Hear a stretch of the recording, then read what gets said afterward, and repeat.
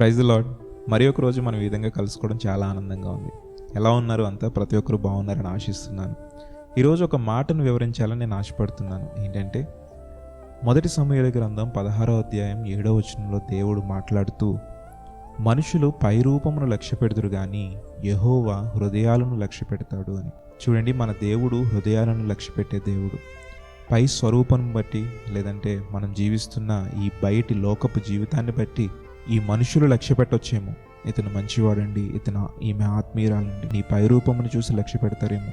నీకున్న ధనమును బట్టి కావచ్చు, నీకున్న అందమును బట్టి కావచ్చు, నీకున్న ఉద్యోగమును బట్టి కావచ్చు, లేదంటే నీకున్న అధికారమును బట్టి కావచ్చు, లక్ష్య పెట్టొచ్చేమో. కానీ దేవుడు హృదయాలను లక్ష్య పెడతాడు. మనం పైకి బాగానే జీవిస్తూ ఆత్మీయంగా జీవిస్తూ కనబడతాం, కానీ లోపల అనేకమైన పాపపు తలంపులతో మన హృదయం నిండి ఉంటుంది. బయటికి ఎవరు చూడరు కదా, బయటకు ఆత్మీయంగా మనం కనబడితే సరిపోతుందని అనుకుంటున్నావేమో. ఈరోజు దేవుడు నీతో మాట్లాడుతున్నాడు, నీ హృదయాన్ని పరిశుద్ధపరచుకో. ఎందుకంటే మన దేవుడు హృదయాలను పరిశోధించేవాడు. మన దేవుడు హృదయాలను లక్ష్యపెట్టే దేవుడు. పైకి భక్తిపరునిగా నటిస్తూ, పైకి మంచివానిగా నటిస్తూ, అయ్యో నేను ప్రార్థన చేస్తున్నాను, నా ప్రార్థనకి జవాబు రాలేదని నీవు అనుకుంటే ఎట్లా?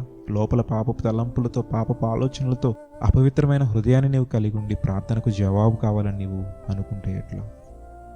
నీకు తెలుసు నేను పాపం చేస్తున్నానని, నీకు తెలుసు నేను దేవునికి విరోధంగా జీవిస్తున్నానని, కానీ పైకి మాత్రం భక్తిపరునిగా నటిస్తున్నావు.